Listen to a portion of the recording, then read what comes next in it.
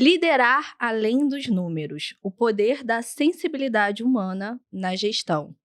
Hoje, no Entre Linhas e Números, Natália Agostinelli, com mais de 15 anos atuando na área de recursos humanos em empresas de diversos segmentos, especialmente consultorias e startups. Psicóloga de formação e apaixonada por desenvolvimento de pessoas em ambientes corporativos, inclusive na minha empresa. Com grande bagagem como consultora, gestora e especialista em subsistemas de RH, como recrutamento e seleção e desenvolvimento organizacional, seu principal objetivo é de apoiar as empresas na construção de uma cultura forte e atrelar isso ao objetivo estratégico da organização. E além de tudo isso, minha amiga. Ai, que delícia!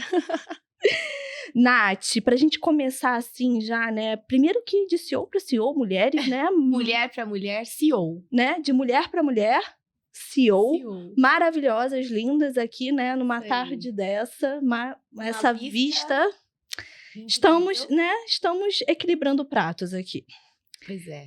Então, aproveitando, em um cenário cada vez mais focado em dados e resultados, como você enxerga o papel da sensibilidade humana na gestão de pessoas? Manu, primeiro, obrigada pelo convite. Estou muito feliz de estar aqui. Acho que você falou muito bem. Eu tenho a sorte de trabalhar com pessoas que se tornam amigas e você é uma querida amiga. Muito obrigada pelo convite. Inspiradora, inclusive, em muitos aspectos. Muito obrigada. Respondendo a sua pergunta, eu acho que para a gente poder falar de um RH, né, de gestão de pessoas, do jeito mais simples possível, eu falei esses dias, até postei, o RH precisa voltar a gostar de gente, né? Acho que a gente precisa ir para o que é simples. A gente está fazendo tantas coisas que são muito boas, que otimizam os processos. A tecnologia, ela tem que ser usada a nosso favor, mas a gente não pode perder aquilo que é mais importante, que é a humanização, que é olhar para a pessoa individualmente, né? Cada um tem um jeito, um tempo de vida, uma história. Então, acho que fazer o que é simples é muito importante. Como que a gente equilibra, Nath, a eficiência dos processos com a capacidade de compreender nas entrelinhas das nuances do comportamento humano e as decisões da liderança? Elas capricharam nessas perguntas, viu? Olha, apertou sem abraçar, né? Não, ó, eu fiz com muito carinho, tá? Eu tenho certeza. É pergunta de vestibular, entendeu? Mas olha, Manu, eu acho que essa pergunta, nas entrelinhas, ela tá falando sobre um RH estratégico, não é? É um RH que trabalha para o negócio, né? E quando a gente pensa em pessoas dentro de uma organização, pessoas não pode ser olhar, você não pode olhar pessoas de um jeito como um custo ou um problema. Pessoas têm que ser estratégico para o negócio. E a gente só consegue fazer isso quando a gente muda realmente essa chave. E entender que são as pessoas que fazem esse negócio acontecer. Então, a gente pode ter estratégias incríveis, pode ter sistemas incríveis, pode ter processos incríveis, mas se a gente não olhar para as pessoas como sendo incríveis para o nosso negócio, com certeza nada disso vai ser sustentável a longo prazo. E você fundou a Ethos com foco em cultura organizacional e gestão de pessoas, inclusive para ajudar empresas, né? É isso aí, a terem essa visão. Exatamente. No início, quais foram os maiores obstáculos que você enfrentou ao convencer líderes empresariais que investir em pessoas é tão importante quanto controlar os custos e os números do balanço financeiro das empresas? Maravilhosa essa pergunta. Na verdade, pouquíssimas pessoas me procuram falando que tem uma cultura fragilizada. As pessoas me procuram sempre, eu falo que é com sintoma. Então, eu tenho rotatividade alta, ninguém na minha empresa tem decisão, as pessoas não param aqui, elas não querem assumir compromisso, elas não são fiéis à empresa. Tudo isso é sintoma de uma cultura fragilizada, né? De uma cultura que não é única. Porque toda empresa tem cultura, mas tem culturas e culturas, né? Então, o mais difícil é mostrar para as pessoas que isso é cultura. Porque todo mundo quer ter cultura forte, todo mundo. mas é trabalhoso fazer isso, precisa de investimento, você sabe, você faz isso muito bem, né? Então a gente precisa ter esse mindset de que a cultura, ela é estratégica para o negócio. E aí, a minha maior dificuldade é mostrar para os donos das empresas, para os líderes, que tudo isso, todos esses sintomas, eles são vindos da cultura. Já parou para pensar que a maioria, assim, dos empresários que existem hoje, que não querem ver que existe um problema de cultura dentro do negócio, muitas vezes quer terceirizar a culpa. Totalmente. Colocar a culpa na pessoa que tá ali trabalhando. Ah, ela não quer trabalhar. Isso. Ela não quer desenvolver. Ela não quer crescer. Nossa, totalmente. E isso, Manu, que você tá falando é perfeito, porque quando eu começo um processo de cultura, eu uso essa expressão, eu falo, tem que ter coração aberto. Porque se os patrocinadores do projeto de cultura, né, os sócios da empresa, os principais líderes, não entenderem o quanto isso é importante e que esse comportamento precisa ser primeiro para ele precisa entender que isso é importante, o time não vai comprar. E aí é um processo que não vai funcionar. E aproveitando que a gente está falando de empresários, muitos acreditam que o departamento pessoal, que geralmente é terceirizado pelo contador, é a mesma coisa que RH. Você vive isso direto, né, Natália? Direto. Você tem RH? Tem. O que o seu RH faz? Ah, confere folha de pagamento. Aí eu. Aham. Calma aí, a nossa cara de Mona Lisa agora. Isso. Totalmente. É totalmente Totalmente, E eu falo, são competências completamente diferentes. O departamento pessoal é a administração de pessoal, que aí você entende muito melhor que eu até, né, Manu? Estamos aqui para isso, né? Para te apoiar, é um apoio do RH são também. Complementares, exato, são áreas complementares, né? Tem algumas empresas que jogam essa bola ao mesmo tempo, né? Você encontra profissionais que conhecem dos dois subsistemas, mas são completamente diferentes e a gente precisa de competências muito diferentes para compor essa cadeira. Então, a área de recursos humanos, que é a parte de recrutamento e seleção, de treinamento, de desenvolvimento, de cultura, tudo isso é um outro RH. O RH do departamento pessoal, que algumas empresas chamam de RH também, que é a administração de pessoal, departamento pessoal, é a parte mais, digamos, burocrática, que não deixa de ser estratégica. Tem algumas empresas que conseguem fazer uma área de departamento, muito raro, mas que conseguem fazer uma área de departamento pessoal que é mais estratégica, porque entende a maturidade da área, mas é muito difícil. Geralmente é conferir folha, ponto e fazer o processo seletivo de qualquer jeito, aí faz tudo junto e não faz nada. Você sabe que uma vez eu recebi de um cliente falando assim, eu preciso que você demita um funcionário para mim. Eu falei, oi? Como assim? Eu demiti um funcionário seu? Ele porque não é a sua função? Você não faz meu departamento pessoal? Eu falei, então, vamos lá. Eu faço os cálculos para você rescindir com o seu funcionário. Mas eu não faço o seu papel de gestão como líder de trazer uma demissão bem fundamentada para o seu funcionário, até porque eu não conheço ele, eu não estou no dia a dia com ele. Então, como que eu vou fundamentar uma demissão para ele? Então, essa mistura entre departamento pessoal e RH, muitas empresas, muitos empresários acham que principalmente os pequenos, né, que estão começando agora, eles acham que é a mesma coisa. E aproveitando esse tema, como essa visão equivocada pode impactar no controle dos custos e eficiência da gestão financeira da empresa? Manu, até complementando, já respondendo a outra pergunta junto com essa, tem muitas empresas que terceirizam gestão de pessoas para a área de recursos humanos.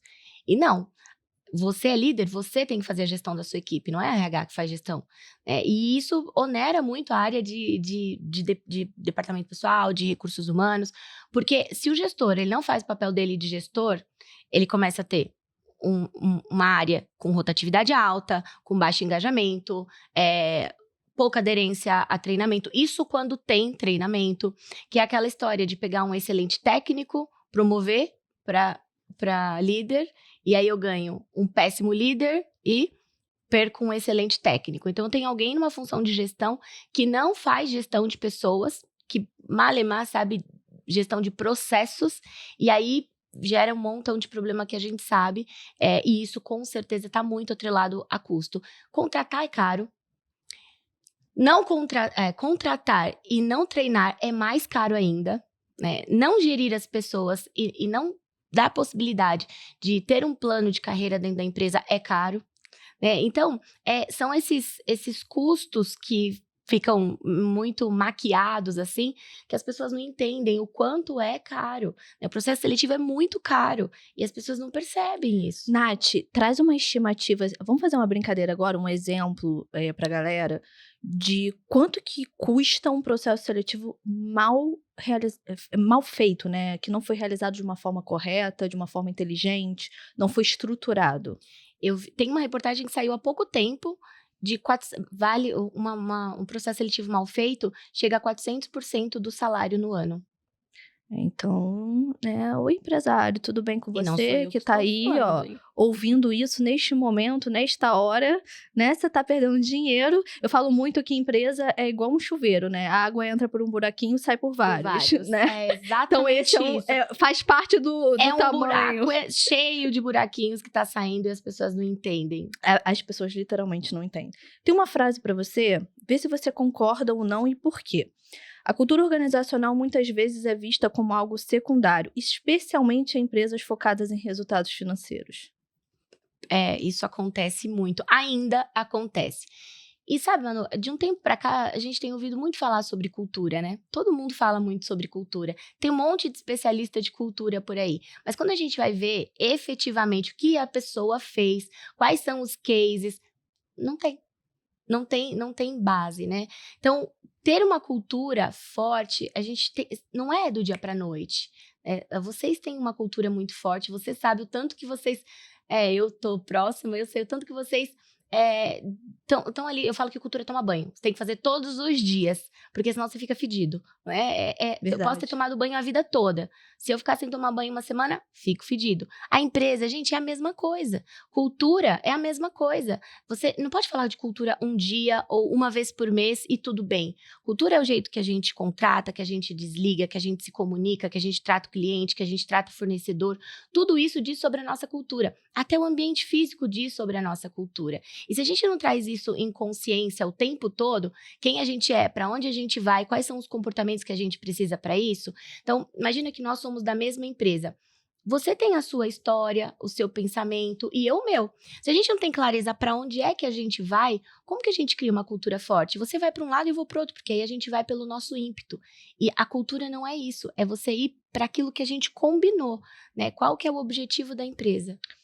Como você lida, então? Muita gente procura, com certeza, para fazer uma cultura organizacional, ajudar na cultura organizacional, inclusive acha até que você faz magia, né? E pode pirim-pim-pim, tá tudo pronto, tem né? uma cultura forte. Como você lida com esses empresários, né? Que querem uma cultura, mas não querem investir? Olha, eu falo o seguinte, quando a pessoa me procura, é o que eu falei, tem que estar com o coração aberto, porque não é um processo fácil, principalmente se é uma empresa que já tem muito tempo, está muito enraizado, né? Mas eu tento mostrar para ele aquilo que ele traz como sintoma. Olha, a gente não vai conseguir resolver. Então, imagina, você está com febre, está com a garganta inflamada, né? E aí você está tomando remédio só para febre. Vai resolver? Não vai. Você vai continuar com aquela inflamação e isso vai gerar outros problemas. Então, se você não for na raiz do problema, que é a cultura, não vai resolver. Eu tento mostrar exatamente baseado no que ele tem como dor. Eu falo que eu sou médica dos números e ela é médica das pessoas. Adorei! Nath, ao desenvolver um plano de carreira, quais são os principais erros que as empresas cometem em relação à retenção de talentos e como isso impacta não só na satisfação dos colaboradores, mas também nos custos com turnover e no balanço financeiro da empresa? Essa pergunta é muito boa, Manu, porque primeiro que a maioria das empresas nem tem um plano de carreira, tá? Tem, de verdade. Essa semana a gente conversou, né? Eu ouvi de uma pessoa falando, todo mundo aqui tem o mesmo salário, aí mais o mesmo cargo? Não, cargos diferentes. Gente, fora a questão legal, que é passivo, com certeza, né? Desvio de função, tudo isso é muito sério, gente, muito sério mesmo. E às vezes as pessoas não ligam muito, né? Falam, não, a pessoa gosta de mim, não, ele tá aqui, ele entende. Não, a gente precisa ter. E aí você vai olhar lá na missão, visão, valores, sei lá, honestidade, integridade, ética, e tudo errado dentro da empresa. né? Eu falo pro pessoal, tira isso daqui, não precisa deixar aqui. Mas o principal problema, Manu, é porque pra gente poder ter um plano de carreiras que seja bem legal dentro da empresa, que seja correto, a gente não pode pensar nas pessoas. Isso é muito importante, gente. O maior erro das empresas é aqui são meus funcionários e eu preciso desenhar um plano de carreira. E fazer um plano de carreira baseado nas pessoas está errado. A gente precisa fazer um plano de carreiras baseado nas cadeiras vazias. E depois eu coloco as pessoas. Primeiro, cadeira vazia. O que essa cadeira precisa? Ou seja, o que essa função precisa para desempenhar bem? Quais são soft skills, hard skills, entregáveis, de repente, cursos, escolaridades, enfim. Tudo que a gente precisa e quais são os principais entregáveis dessa cadeira. Aí sim eu pego as pessoas e encaixo e aí eu vou ver onde tem gap, onde está sobrando, para poder ajustar. Então, o maior erro é sempre fazer um plano de carreira pensando nas pessoas e não nas cadeiras. Você sabe que a Giovana, que é minha diretora de RH, ela fala uma coisa pra mim lá atrás, inclusive pro meu founder, meu pai, no caso, que eu falo, tenho que falar founder, gente, porque senão eu ainda não estou em horário comercial, não estou fora do horário comercial para ele virar meu pai nesse momento. Mas quando a gente estava fazendo um processo de mudança no nosso plano de cargo de salário, meu pai estava pensando muito, mas quem a gente vai botar nesse cargo? Quem a gente vai botar nesse cargo? E aí a Giovana falou uma coisa, a gente não tá vendo quem a gente vai botar no cargo, a gente tá vendo o cargo. Isso. Eu tenho que tornar essa jornada, né, acessível pro colaborador, para ele enxergar que o cargo existe, por mais que eu ainda não tenha ninguém para colocar. É exatamente isso. O que a gente precisa? Quais são as cadeiras, literalmente, que a gente precisa? E aí a gente vai ver, tem cadeira que vai estar vazia. Tem cadeira que, de repente, a gente vai ver que tem 2 pessoas que não precisa. Sim. Então, muitos líderes enfrentam a pressão por resultados imediatos, mas negligenciam o impacto de um ambiente criativo e saudável. Como você vê o papel da cultura organizacional em ajudar a empresa a alcançar uma performance sustentável? Manu, eu já trabalhei em muitas empresas. E o que eu mais valorizo em qualquer lugar é a criatividade. E é muito engraçado, porque quando é uma empresa com muito recurso, ela diminui a capacidade criativa das pessoas. É mesmo? É. Como assim? Eu fiquei curiosa. Eu comecei a perceber isso depois de um tempo. Quando a gente tem muito recurso, eu tenho muito recurso a meu favor, eu uso menos a minha capacidade criativa, porque eu só vou escolher. Agora, a escassez de recursos sempre me torna mais criativo, porque eu vou precisar pensar numa solução para isso, porque não está aqui. Né? Então, esse é um ponto que a gente tem que tomar cuidado. Às vezes a empresa tem tanta coisa que a pessoa fica confusa, ela não sabe para onde ela vai, né? Então, eu valorizo muito empresas que trabalham com a criatividade. E eu não tô falando pra gente ter escassez de recurso, não é isso. Mas eu tô dizendo pra gente olhar com muita clareza se o que a gente tem é necessário, né? Porque às vezes as empresas pensam, eu como RH já fui assim, mas eu não tenho o budget para fazer uma festa X. Eu não tenho para poder fazer um treinamento. Mas o que eu posso fazer dentro de um processo criativo que eu não precise necessariamente gastar dinheiro e que tenha um retorno tão bom assim? Então, as empresas precisam estimular os funcionários, as áreas, a serem mais criativas. Porque as empresas que são mais criativas, elas estão em movimento. Elas não estão travadas. Então, se eu quero tracionar, se eu quero crescer, eu preciso fazer as pessoas estarem em movimento. Até usar de forma mais inteligente, né? Muitas vezes a gente, eu tenho um sistema que faz isso, eu tenho outro que faz isso, Aí a gente sai comprando um monte de inteligência artificial para poder fazer processos. Quando a gente vê, uma delas já faz o que as 5 fazem juntas. Mas aí a gente tá ali gastando dinheiro numa coisa que a gente poderia investir numa festa pro funcionário, numa ação, numa ação de endomarketing, por exemplo. Em algo que, de fato, vá trazer um retorno para a empresa, inclusive para os resultados, né? Com certeza. E isso que você falou, olha só, você já deve ter passado por isso em algum lugar, algum cliente. Às vezes a pessoa tem tanto sistema e ele controla as coisas no Excel. Nossa, demais. E aí você fala, mas pra que tem, né? Nossa. Mas exatamente por isso. Porque eu tenho histórias, inclusive, que nem no Excel, mas vamos lá. No caderninho. No caderninho, exatamente. Eu também já vi. Mas o caderninho, ele também, né, gente? Vamos valorizar que ele não falha, né? Com certeza. E o desenvolvimento de líderes, que sejam tanto estratégicos quanto humanizados, é um desafio em muitas empresas. Até que ponto a qualidade da liderança está diretamente conectada aos resultados da empresa? 100%, 120%. Esse é um tema, assim, para mim, acho que é dos mais significativos do momento. A Ethos tem 1 ano e meio, mais ou menos, né? Nós já passamos em mais de 50 clientes. Então, já tem uma bagagem muito boa. Gente, olha, eu tenho orgulho disso, porque eu lembro dela me ligando, Oi.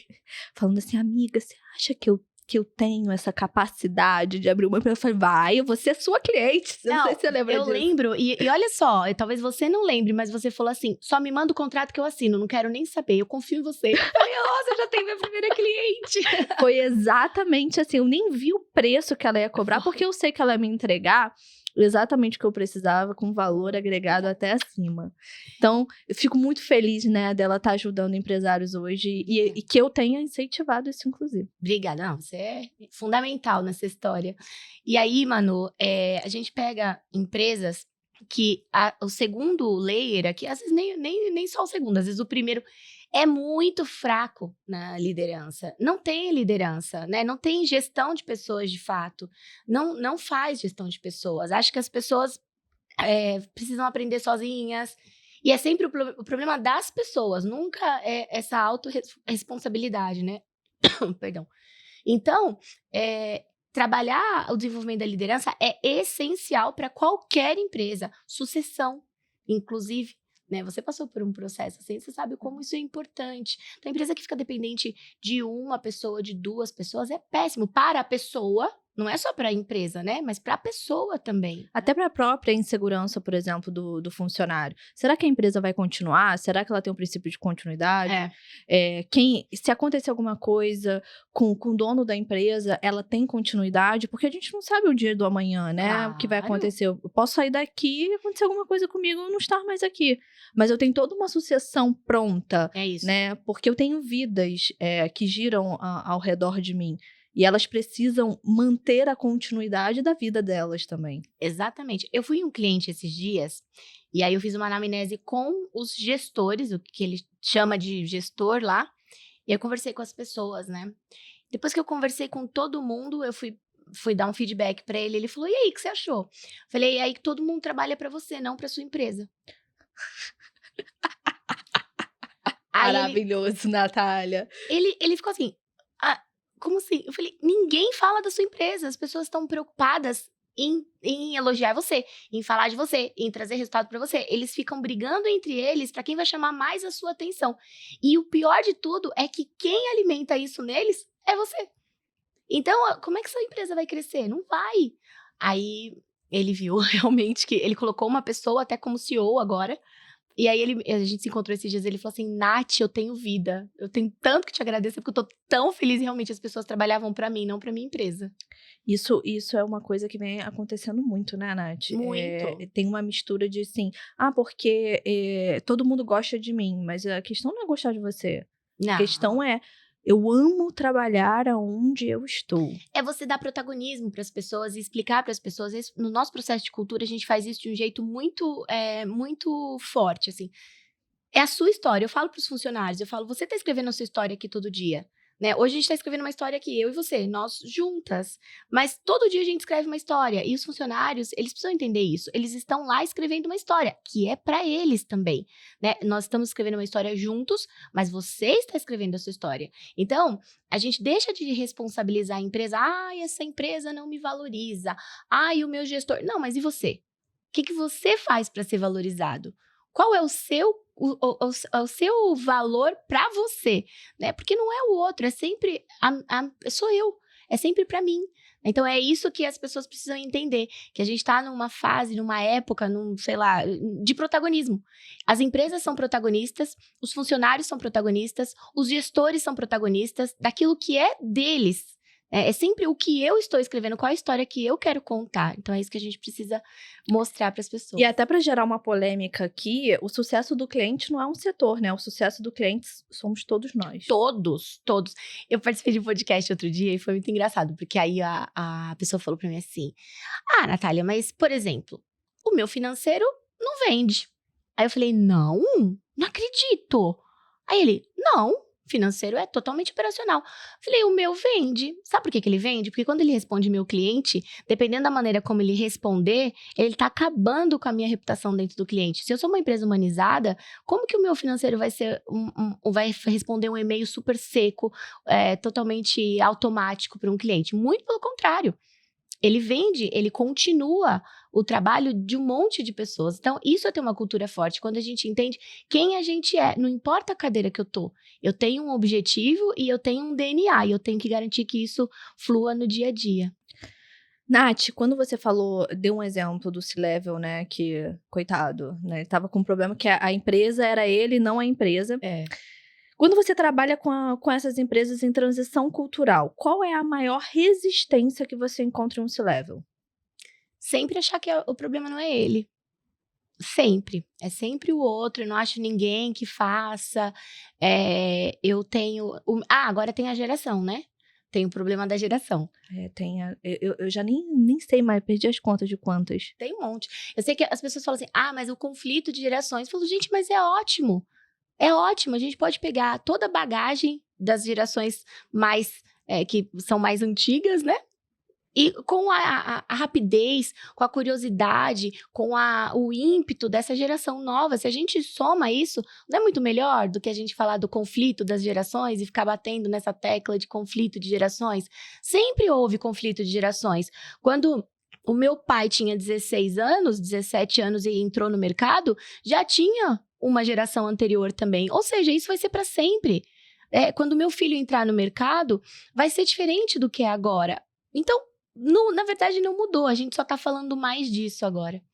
Essa resistência, você acha que tá ligado com medo de que mudanças culturais podem interferir em indicadores de desempenho da empresa? Eu acho que não, Manu. Eu acho que isso é cultural. Eu acho que é pouco valorizado. As pessoas que têm mindset mais fixo têm muita dificuldade de entender o que não é teoricamente tangível. E aí acha que isso é bobeira e não percebe como isso vai impactando em várias outras coisas. E aí traz o sintoma, como eu falei na outra questão. Como a gestão de pessoas pode ser mais ativa na criação de um ambiente onde os colaboradores se sintam ouvidos e valorizados, ao mesmo tempo em que isso contribui para a eficiência da empresa? Quando a empresa sabe onde ela quer chegar, que ela tem clareza de visão, a área de gestão de pessoas é a área que vai criar as estratégias para a gente fomentar isso. A jornada tem que ser boa, né? Se você tiver pessoas que estão pensando só no resultado final, tá errado.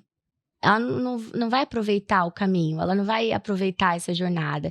E isso que é mais legal, você poder ver a vista, né? Literalmente, da jornada, né? O que você tá sentindo, como você tá se desenvolvendo. Então, a nossa área, a área de people, é uma área muito importante nas empresas, porque é ela que vai ajudar a medir isso, ela que vai apoiar, ela que vai trazer.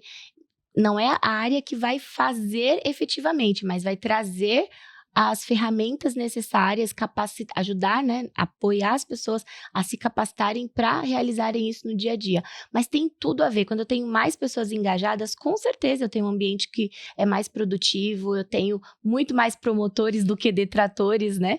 Tem empresas, e é verdade isso, gente, infelizmente. Tem empresas que eu rodo pesquisa que os próprios funcionários não indicam os produtos e serviços da empresa. E aí tem alguma coisa bem errada, né? Se nem o funcionário vende a própria empresa, imagina o que ele está entregando para o cliente. Então, assim, a gente precisa olhar para isso. Não dá para desprezar e dizer que isso não é importante. Não tem como, né? Não. Eu falo muito deixo muito isso enraizado com o meu time. Gente, a gente não vende contabilidade, a gente vende sucesso. Então, eu quero que vocês vendam o sucesso todo dia do cliente. Porque se ele tem sucesso, eu tenho sucesso. Então, o sucesso do meu cliente é o nosso sucesso. E isso tem que estar onde? Na essência do colaborador, na veia do colaborador.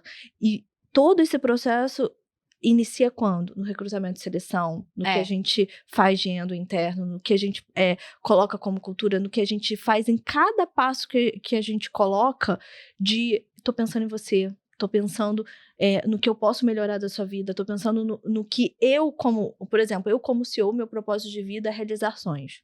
Então, como que eu faço para realizar o seu sonho dentro da minha empresa? Então, também eu tenho esse propósito e eu levo para dentro da minha empresa, porque quem está comigo precisa criar essa jornada de crescimento. Eu não quero crescer sozinha. Meu pai uma vez falou assim para mim, filha, você não é polvo. Você não tem 8 tentáculos? E eu falei, realmente, nossa, não tenho essa habilidade ainda. Nem Não terá. vou conseguir ir construir nada sozinho. E o que você falou, Nath, é muito importante. Você trabalhou em uma das maiores empresas aí em relação a crescimento. E você sabe o quanto que você teve uma pressão ali por buscar resultados e ter pessoas construindo isso. E manter, inclusive, ter essa habilidade de manter ali a gestão de pessoas, mais a pressão por resultado junto. Então, me conta um pouco como que foi essa sua experiência. Essa é a minha experiência que todo mundo mais me pergunta, né? Sair de 20 para 300 pessoas em 2 anos é um baita desafio numa empresa de crescimento muito acelerado. A gente não tinha turnover alto, né? Na verdade, assim, turnover sim, porque estava entrando muita gente, mas não tinha uma rotatividade tão alta. E, Manu, eu poderia responder de várias maneiras. A gente teve muitas coisas que contribuíram. Mas eu vou te falar que eu tenho certeza que o sucesso de tudo isso foi isso aqui, ó. Foi o olho no olho, foi a preocupação com as pessoas, sabe? Era muito genuíno o que a gente estava fazendo. Eu nunca menti para as pessoas. Então, quando as pessoas iam entrar na empresa, no começo, quando eu entrei na empresa, a gente não tinha nem computador, né?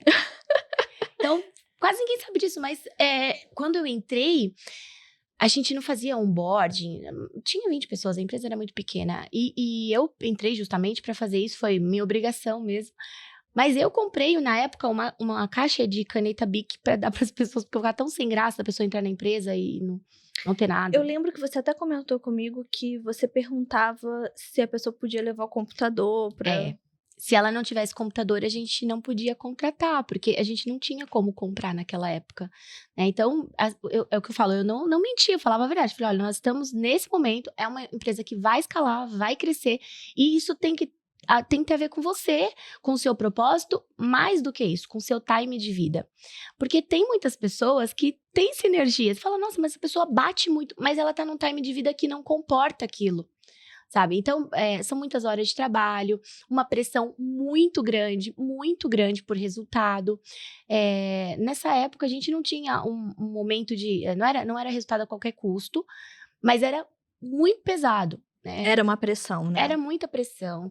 E foi uma delícia pra mim, porque eu aprendi muito, eu descobri que eu podia muito mais do que eu imaginava, né, e eu era muito verdadeira nos meus processos, assim, sempre fui, o meu time também sempre muito verdadeiro, a gente sempre falou, olha, que você vai trabalhar muito, a gente não tem processos estruturados, você vai ter que ajudar a construir, né, você vai ter que trazer seu computador, você vai ter que trabalhar final de semana, tá tudo bem pra você?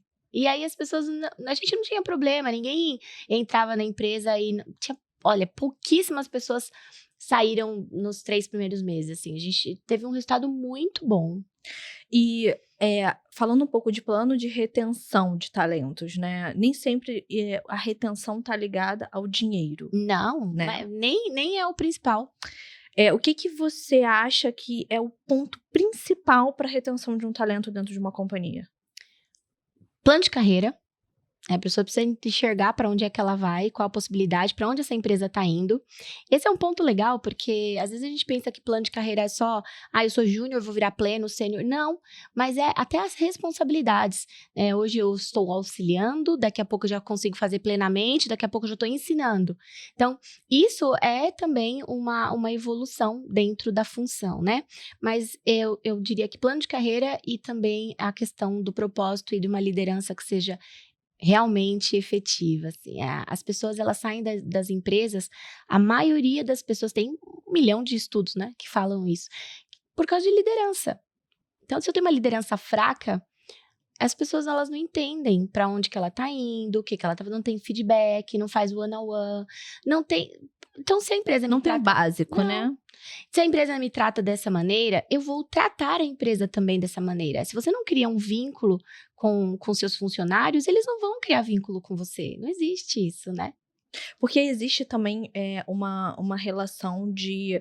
É quase um casamento, né? É uma via de mão dupla, É um né? casamento sem amor, é mais difícil ainda. É mais difícil ainda, né? Então, eu tenho tô acreditando em você que você vai me fornecer, né? Tudo que você tem de melhor. E você, em contrapartida, tá acreditando em mim que eu vou fazer por você, né? Tudo que tem de melhor pra ser feito. Então, é aquela coisa, aquele namoro, né? Começa no namoro, depois, né? Fica em algo escorregadio algum tempo e depois a gente gera confiança. Isso quando é assim, viu, Manu? Porque tem muita empresa que contrata de qualquer jeito mesmo. Então, esses dias eu tava falando com o meu time, que às vezes meu time fala, gente, pelo amor de Deus, essa pessoa passou na porta e o cliente chamou, vem aqui trabalhar comigo. É isso aí, é isso aí. E quanto que gasta de dinheiro em um recrutamento tão ruim, tão errado, assim, feito de uma forma, é amigo do meu, é a filha do fulano. Aí depois fica, Manu, tô numa situação tão complicada porque eu contratei a filha do meu amigo, agora eu tenho que demitir ela, e eu preciso que você demita ela pra mim. Isso já aconteceu diversas vezes. Não pode.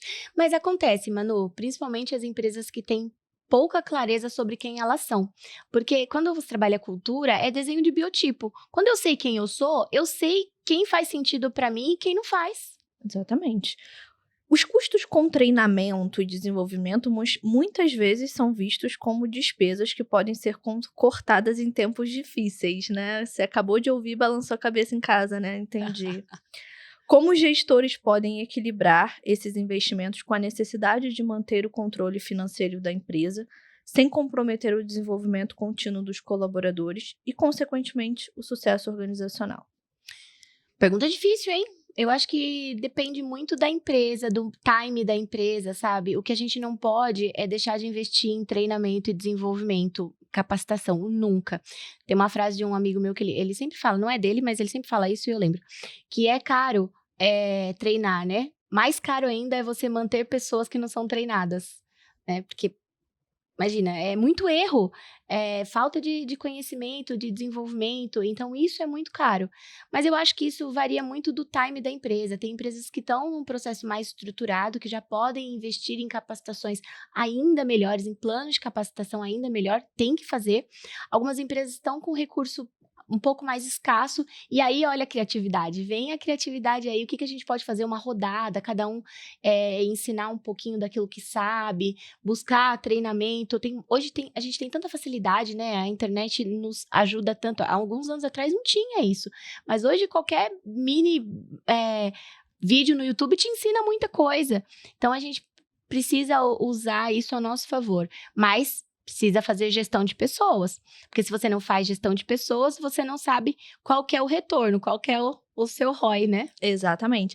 Nath, na sua opinião, assim, você acha que uma prática de gestão e planejamento financeiro garante que o investimento em pessoas traga um retorno a longo prazo? Por exemplo, uma empresa que faz um orçamento pensando já nesse desenvolvimento, nesse treinamento de pessoas, já alocando budget para esse tipo de custeio, né, desse centro de custo que são as pessoas. Você sabe o quanto que a gente investe em pessoas também, mas o quanto que esse planejamento, né, fazer parte do planejamento estratégico da empresa faz com que a gente tenha sucesso na gestão de pessoas?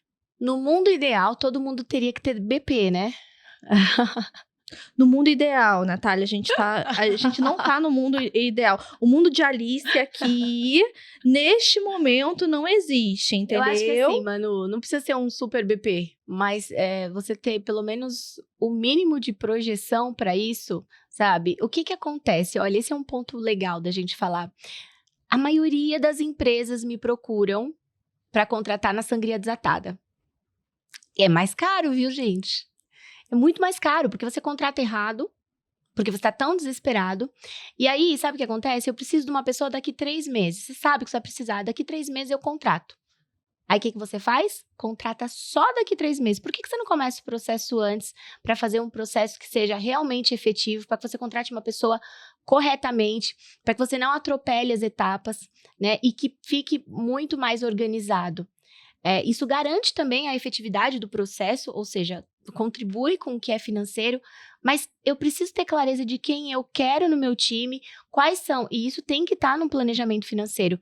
Quais são os aumentos que possivelmente eu darei, melhora de benefício. Tudo isso eu vi na prática, como eu trabalhei em empresas que tinham isso e trabalhei em empresas que não tinham. Eu posso garantir para vocês que isso é essencial para um crescimento saudável financeiro da empresa e não reflete só no financeiro, reflete em todas as outras áreas. Eu dei o exemplo aqui da contratação da sangria desatada, mas isso em qualquer coisa, Se é uma empresa que financeiramente está organizada, que tem planejamento, que tem um apoio para isso, com certeza ela vai fazer isso de um jeito muito mais barato. Nath, assim, como dica final, eu vou abrir uma empresa hoje. Na brincadeira aqui, tô abrindo uma empresa hoje. Você, como uma pessoa da área de RH, de recursos humanos, o que você daria de dica para essa pessoa que acabei de abrir o CNPJ, tá quentinho, não tem nem 10 minutos. O que essa pessoa tem que fazer para não ter um problema com gestão de pessoas e para ela sair na frente de muitos empresários que não pensam em pessoas antes mesmo de qualquer coisa dentro do negócio? Ela precisa entender que pessoas é o ativo mais importante da organização dela. Se ela não tiver pessoas que estão comprometidas, que realmente entendam qual é o propósito daquele lugar, ela vai ter problema que ela não precisa ter. Então, olhar para pessoas não como custo, mas como um pilar da empresa, de estratégia de negócio, com certeza faz toda a diferença, Manu. Amiga, muito obrigada. Eu que agradeço. Por você ter vindo aqui. Inclusive, é o episódio 2, tá? Só pra você entender. Estamos estreando aqui. Agora eu sou uma host maravilhosa aqui. Perfeita, foi perfeita. Você não me entrevista mais, eu te entrevisto, entendeu? Gente, nas entrelinhas de hoje, e não estamos falando só de números, estamos falando sobre pessoas hoje. Então, agradeço a Natália por esse tema maravilhoso. Eu sou suspeita de falar de pessoas, né? Você é maravilhosa, Manu, você é inspiradora. Então, para o nosso próximo episódio, nas entrelinhas, vamos falar de saúde. Saúde, mas não financeira. Saúde para você, médico, que precisa aí realizar a gestão da sua clínica e não sabe como fazer. Obrigada, Nath. Que agradeço, Manu. Muito obrigada. Obrigada, pessoal. Até a próxima. Até a próxima, gente.